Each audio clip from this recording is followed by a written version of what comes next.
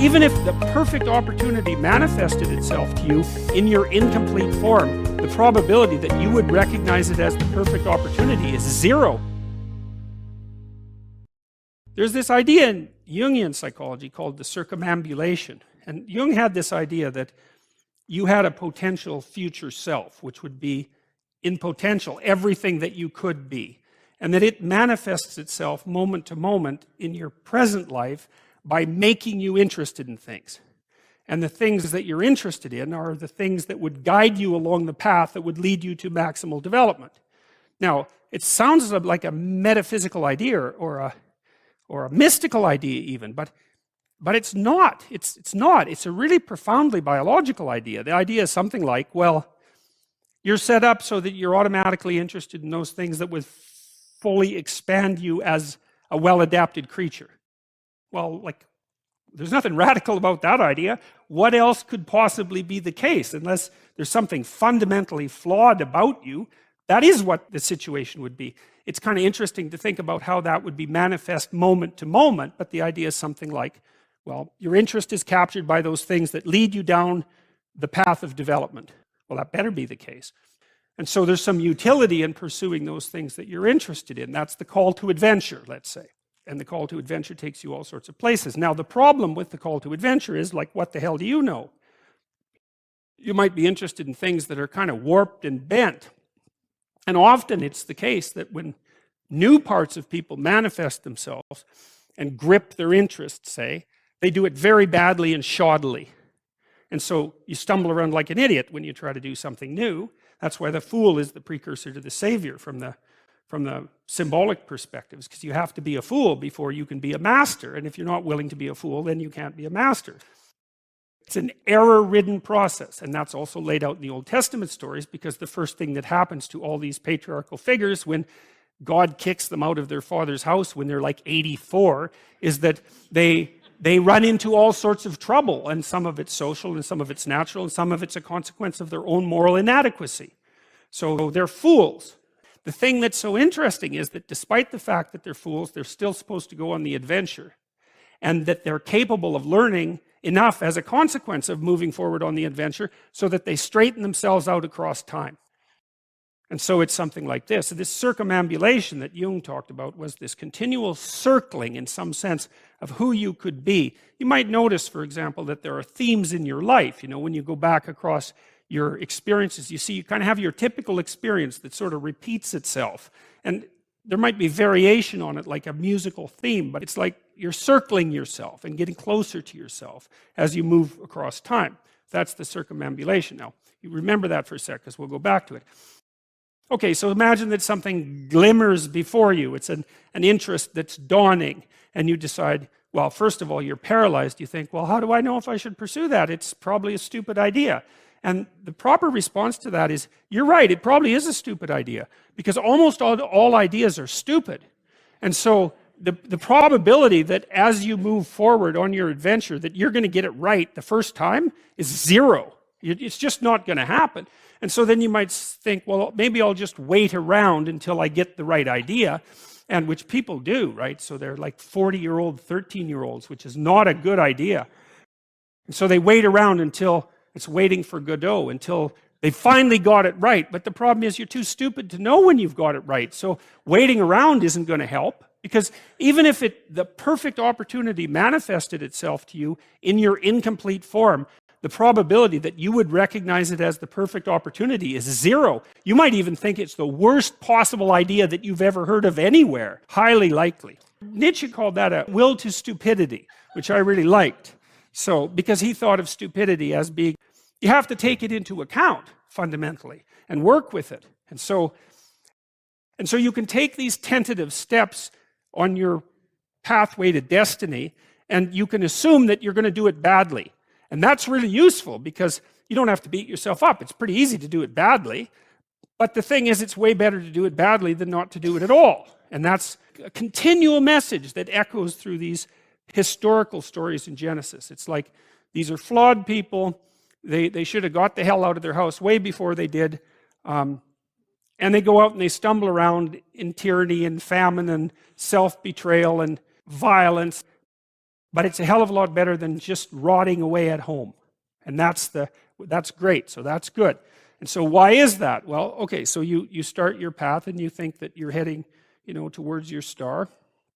And so you go in that direction. And then, because you're here, the world looks a particular way, but then when you move here, the world looks different, and you're different as a consequence of having made that voyage. And so what that means is that now that thing that glimmers in front of you is going to have shifted its location, because you weren't very good at specifying it to begin with, and now that you're a little sharper and more focused than you were, it's going to reveal itself with more accuracy to you. And so then you have to take a 180-degree reversal. But it isn't, because you've gone this far, and that's a long ways to get that far. But that's a lot farther than you would be if you just stayed where you were waiting.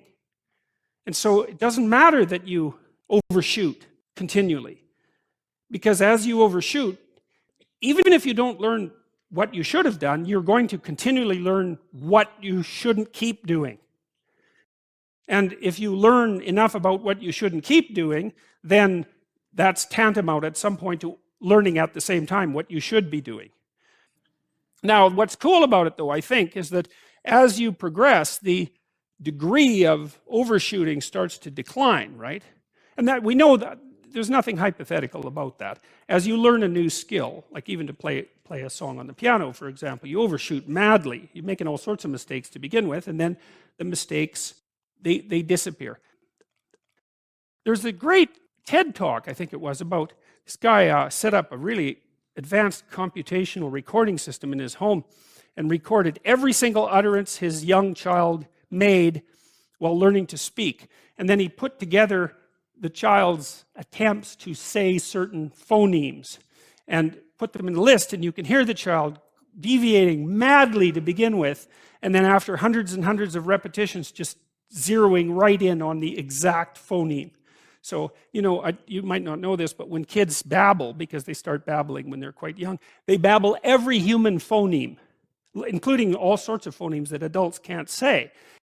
And then they die into their language, so that after they learn, say, English, then there's all sorts of phonemes they can no longer hear or pronounce. But to begin with, it's all there, which is really quite interesting. But so as they learn a particular language, they zero in on the proper way to pronounce that, and their errors minimize. And every time you learn something, that's how it is. And that's really useful to know, too, because it means that it's okay to wander around stupidly before you fix your destination.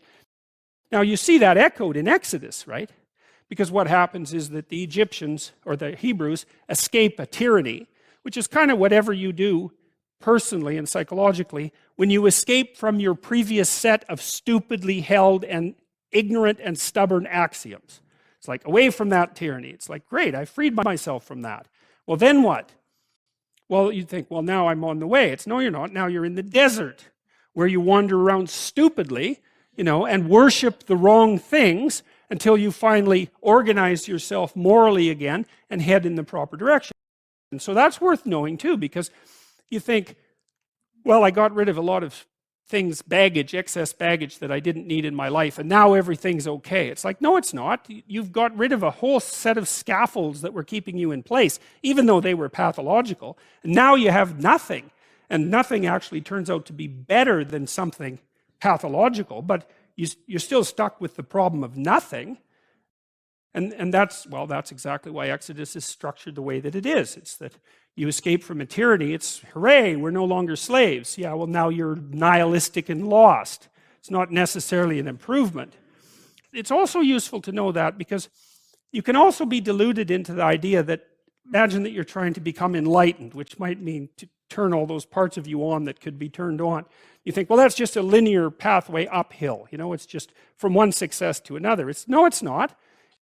It's like, here you are, and you're not doing too badly, and the first step is a complete bloody catastrophe. It's worse.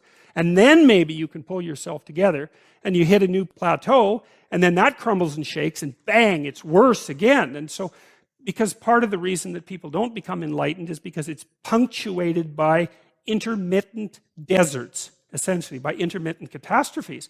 And if you don't know that, well, then you're basically screwed, because you go ahead on your movement forward and you collapse and you think, well, that didn't work, I collapsed. It's like, no, that's par for the course. It's not indication that you failed, it's just indication that it's really hard. And that when you learn something, you also unlearn something. And the thing you unlearned is probably useful, and unlearning it actually is painful. You know, let's say if you have to get out of a bad relationship. It's like there isn't any relationship that's 100% bad. And so when you jump out of it, well, maybe you're in better shape, but you're still lonesome and disoriented, and you don't know what your past was, and you don't know what your present is, and you don't know what your future is. That's why people stay with the devil they know instead of, you know, looking for the devil they don't know. The fact that you're full of faults doesn't mean you have to stop. And thank God for that. That's a really useful thing. And the fact that you're full of faults doesn't mean that you can't learn. And so you can posit an ideal, and you're going to be wrong about it, but it doesn't matter, because what you're right about is positing the ideal and moving towards it. If the actual ideal isn't conceptualized perfectly, well, first, surprise, surprise, because like, what are you going to do that's perfect? So it doesn't matter that it's imperfect. It just matters that you do it and that you move forward. So that's really positive news as far as I'm concerned, because you can actually do that, right? You can do it badly. Anyone can do that, so that's useful. Okay, so like if you were an efficient person, you would have just done that. But you're not. But who cares? You know, you still end up in the same place. And maybe the trip is even more interesting. Who knows? Probably too interesting.